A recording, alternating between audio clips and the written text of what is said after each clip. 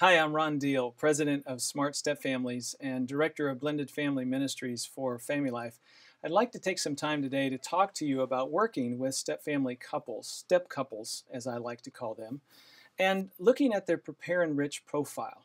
I've been using Prepare-Enrich for over 2 decades now, and I've noticed some things about dating couples, engaged couples, and married couples in looking at their profile. And I'd like to make some observations for you, so maybe that will provide you some insight as you work with couples in the future. Number one, brief dating and quick countdowns. Half of engaged step couples have known each other for less than 2 years. Honestly, we would prefer that they date for at least 2 years. They want a brief date and then get married. Teach them that time is their friend. Time helps them to really understand not only their couple matters that are developing, but also to gain confidence about how the family is developing and whether or not it's a really good choice and the timing is right to move toward marriage. Quick launches has to do with this. The vast majority of couples begin their premarital preparation within 6 months of the wedding. More than 1/3 of them do that within 2 months of the wedding. You probably don't have much time to get them ready if that's the case when they walk into your office. So do what you can and be sure to schedule follow-ups. And maybe premarital counseling becomes early marriage counseling and you walk with them through the early months of their family. You might also have a 6-month follow-up and perhaps a 12-month follow-up that's already scheduled, and that's an opportunity for you to check in with them and see how they're doing. Observation number 2, listen to a breakup. When you're dealing with dating couples or engaged couples, David Olson and I's research found that unhealthy couples are 3 times more likely to have broken up during their dating. If you hear that in their story, ask questions and listen to that story. Find out what contributed to it, what fears have resulted from it. There's bound to be some emotional residue somewhere, and you want to know what that is. Observation number 3. Couples naturally anticipate stepfamily issues. And I got to tell you, I used to believe that couples were clueless about what was coming down the pike for them. While they were dating, they were just in love, they're moving towards marriage, they had no idea how complex stepfamily living would be. And then David and I did our research, and I was proven wrong. Here's what we found. Couples creating a blended family realize that there's going to be stress on their relationship. 86% of all couples realize there's going to be some stress resulting from this stepfamily dynamic. 85% of couples said that they expect children to put an additional strain on their marriage relationship. 78% of couples agreed that they could expect difficulties dealing with blended family issues. Here's what we know. Despite this anticipation on their part, it is clear that they don't know what to do about these stepfamily issues.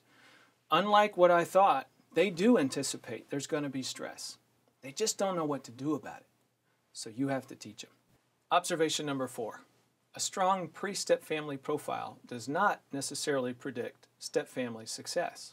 For example, if you have a premarital couple that takes Prepare, and they are a harmonious couple type, that does not necessarily mean that stepchildren and stepparent are going to have a harmonious relationship. These are 2 different processes, remember? Coupleness does not equal familyness necessarily. They have to work on both of those 2 things. The failure in the coupleness can erode familyness. The failure of familyness can erode coupleness. So you need to help them pay attention to both. Don't assume that you're not going to have to work very hard just because you have a couple with a harmonious couple type profile. Now the upside is that a positive report does allow you to focus on stepfamily matters. You worry a little less about their couple relationship and attend to the broader stepfamily dynamic. Observation number 5. Pre-stepfamily couples have in general more realistic expectations and lower idealistic distortion. Life has already taught them not to be naive. Unfortunately, they may have already lived through a breakup, a death, a divorce.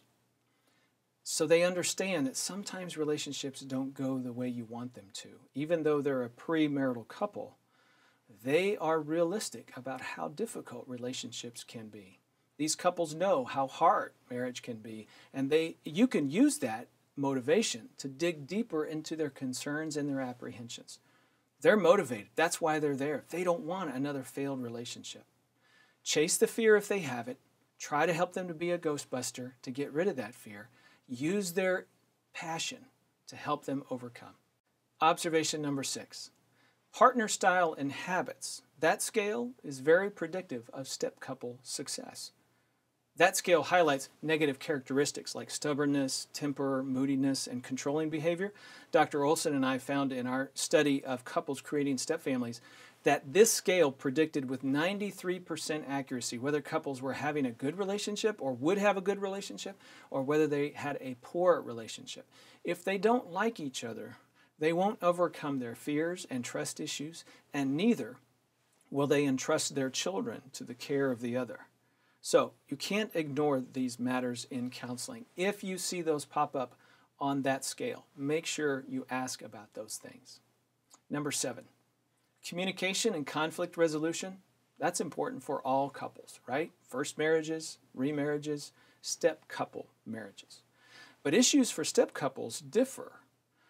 So insert stepfamily issues into your communication and conflict resolution exercises. You can actually kill 2 birds with 1 stone by doing that. They need to learn the communication skill. They need to learn how to manage conflict. So give them a topic to address that is a stepfamily related topic. Observation number 8, roles. Women in remarriage and stepfamilies often pursue more equalitarian roles. They're often more concerned with power issues and financial stability.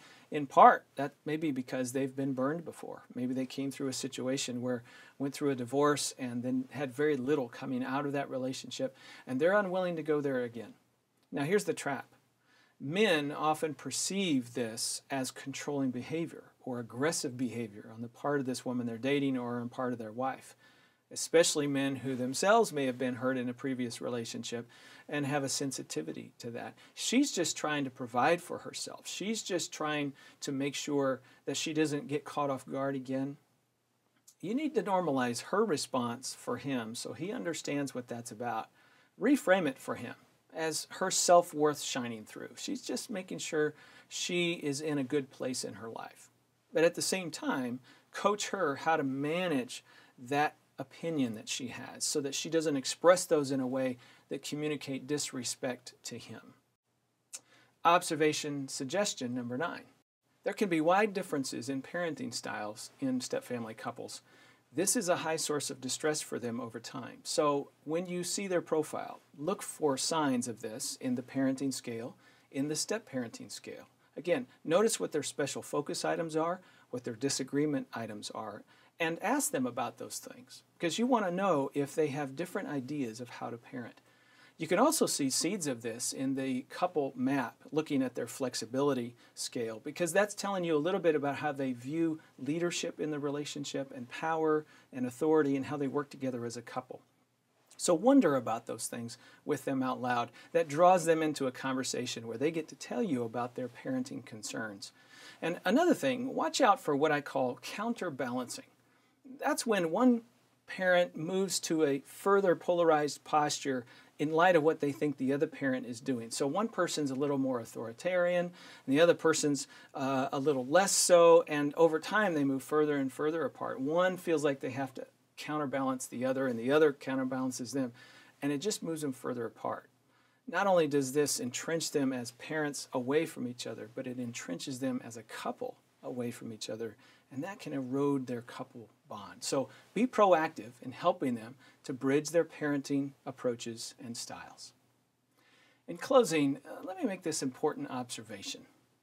Stepfamilies done well become redemptive organisms for both adults and for children. They give children a healthy marriage model when maybe they've only witnessed an unhealthy marriage model. They provide an environment where children are raised in a loving, caring environment. And they give couples the warmth and safety of a healthy relationship. This not only helps couples to be stronger in this generation, but it also prevents the generational cycle of divorce leading to the next generation. I'm Ron Deal. Thanks for joining me. If you want to know more about strengthening stepfamilies, visit us at smartstepfamilies.com.